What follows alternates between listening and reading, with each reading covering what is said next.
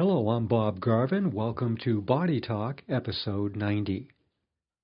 Today we'll look at a study that shows how a popular artificial sweetener causes weight gain. And we'll take a look at the truth behind those washboard six-pack abs. My special guest on today's podcast is Homeopathic Practitioner Vera Volfson.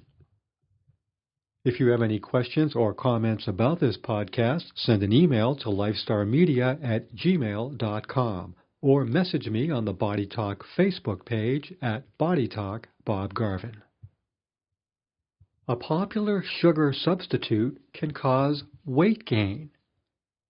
This artificial sweetener is widely used and can be found in many prepared foods, beverages, and even in almost all brands of chewing gum.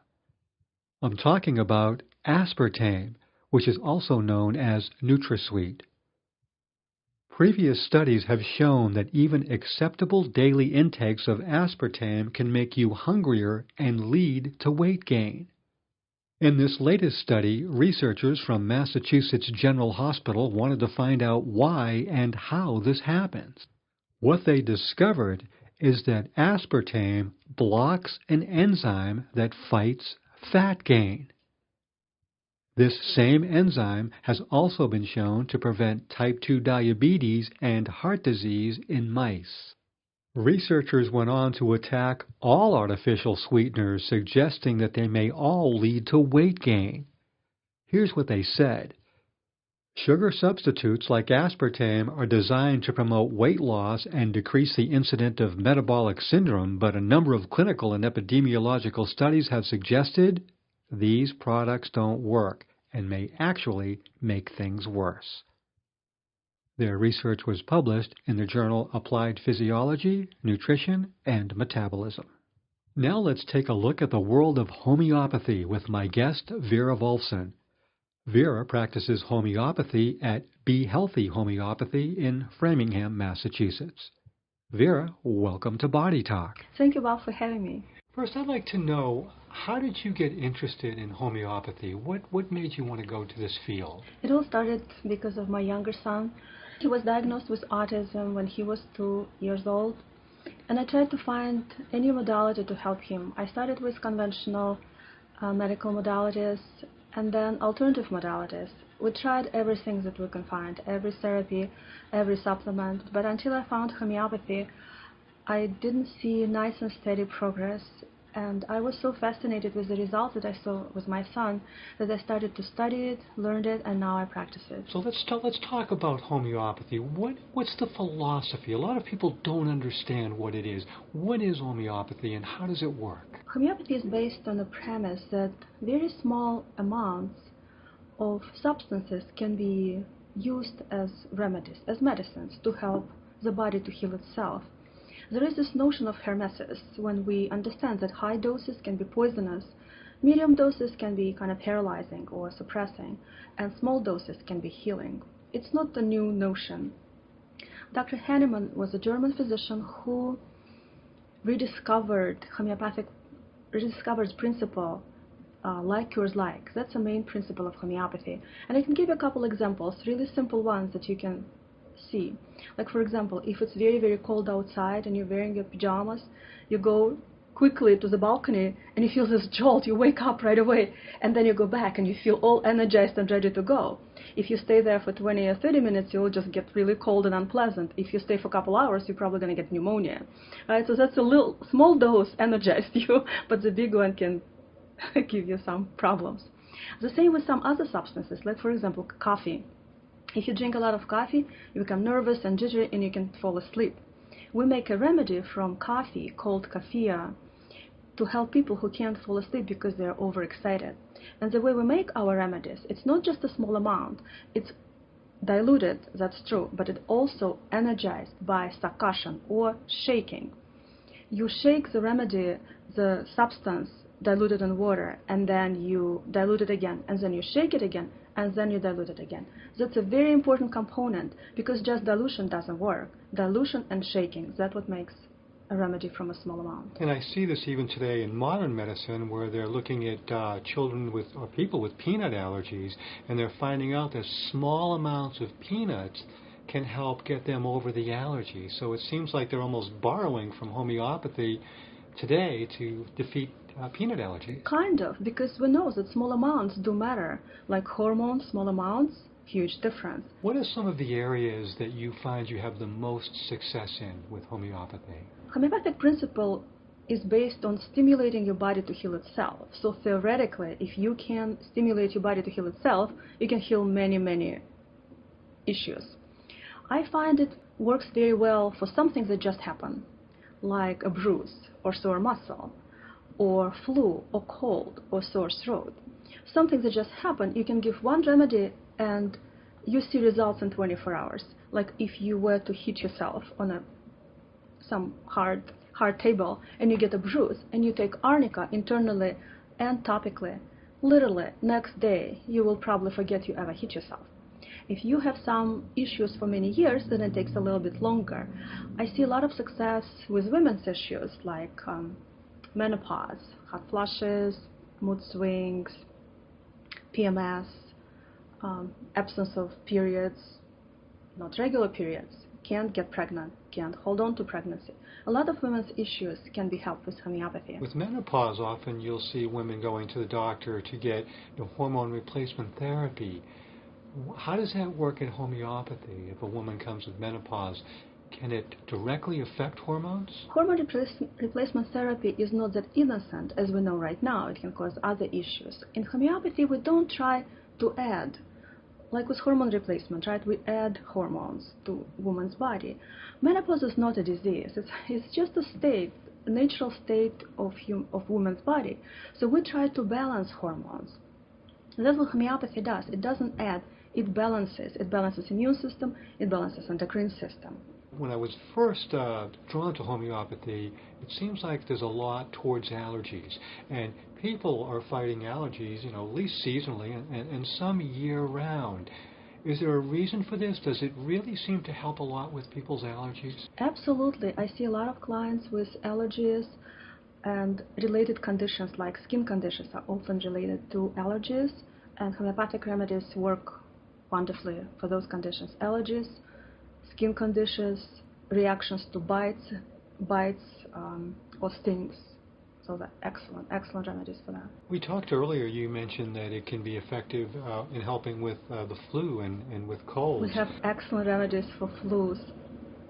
With flu, it's important to start right away, and there is one remedy I would recommend specifically, and you can find it at Whole Foods and sometimes even at CVS stores. The name is acylocostinum.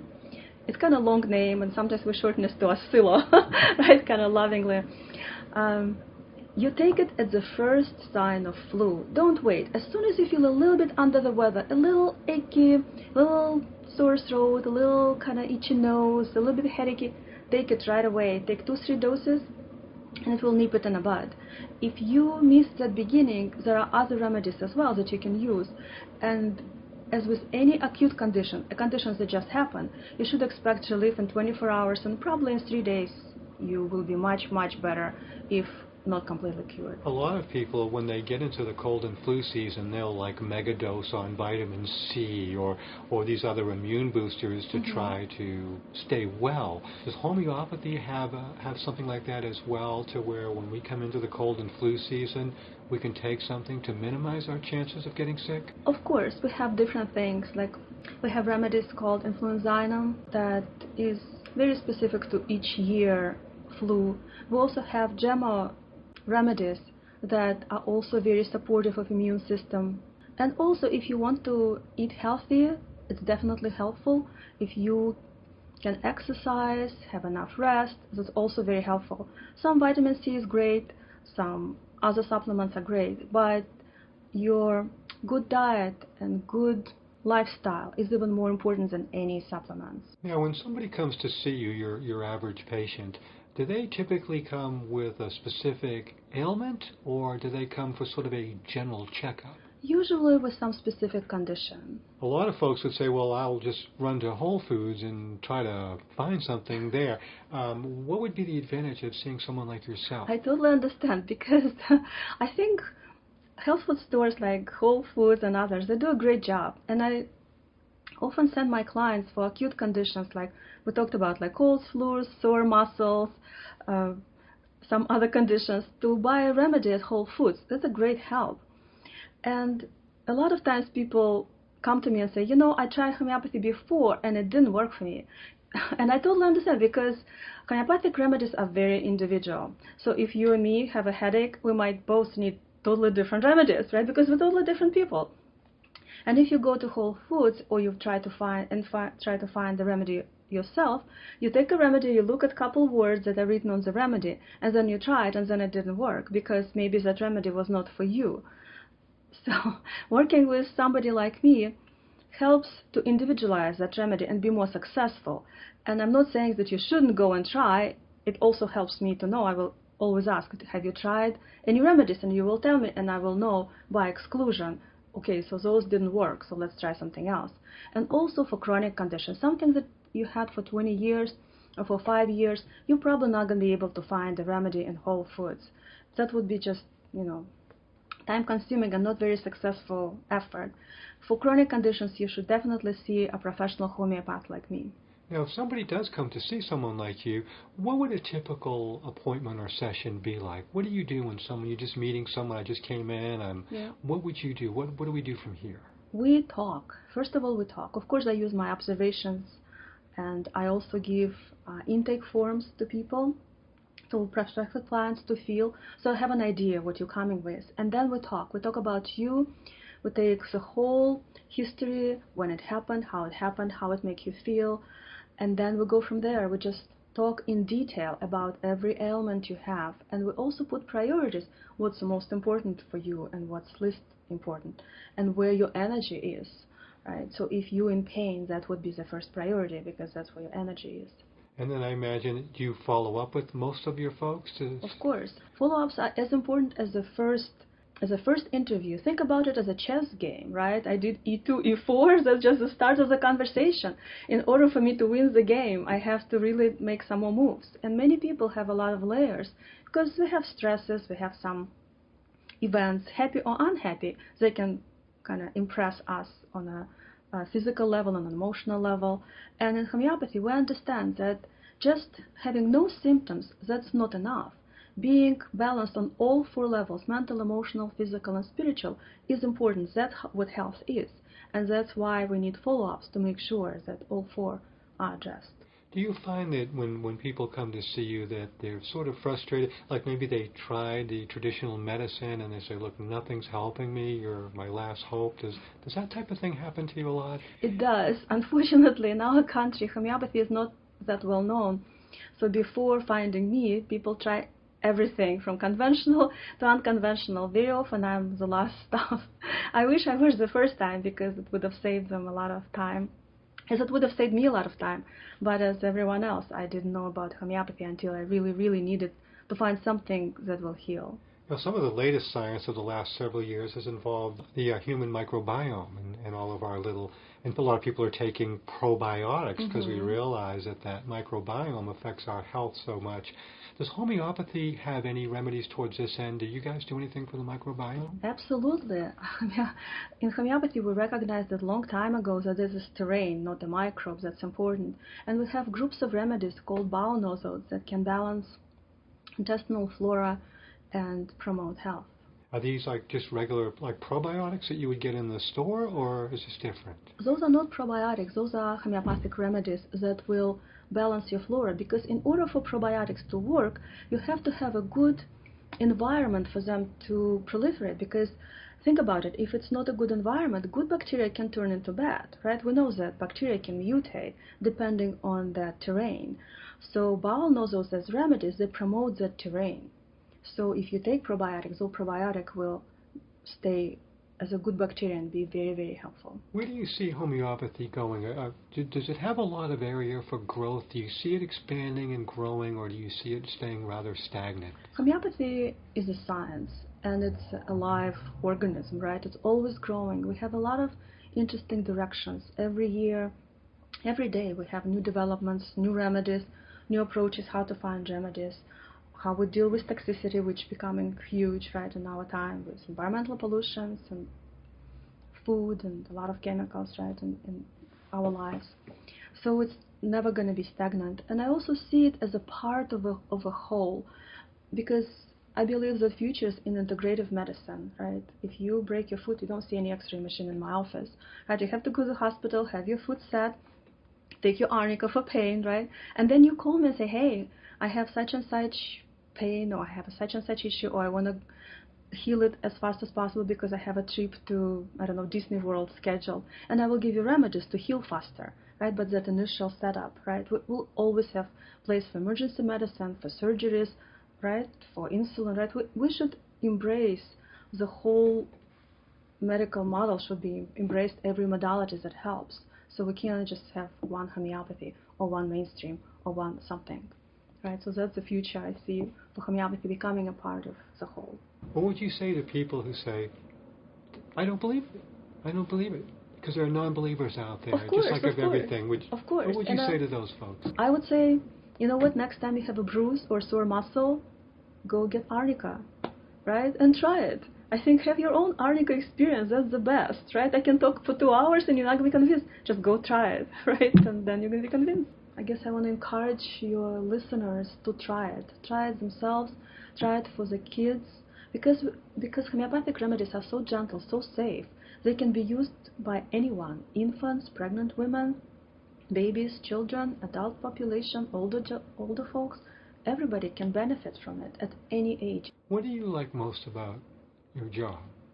Every time the remedy works, every time someone improves, I'm still excited. It's just wonderful when people send me emails and say, oh, that's what happens, right? And sometimes it's very quick, sometimes it takes some time, but it's amazing. And it's gentle and it has no side effects. It just amazes me, right? How those little white pills, I'm still excited. I don't know, I hope that doesn't leave me that feeling, you know. Thank you so much for joining me today. Thank you very much for giving me this opportunity to share.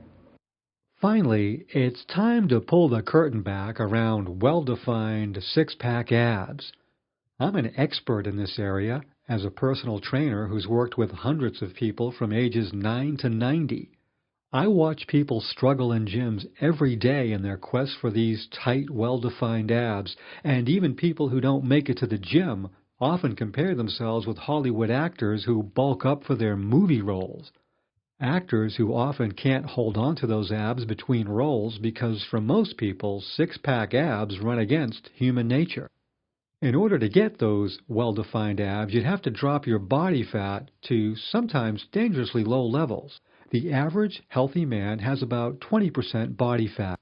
To get those well-defined abs, he would have to drop that body fat to about 6%.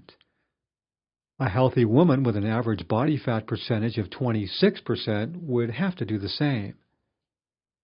Attaining and then maintaining such low body fat levels is difficult to achieve, almost impossible to maintain, and in the long run, an unhealthy thing to do.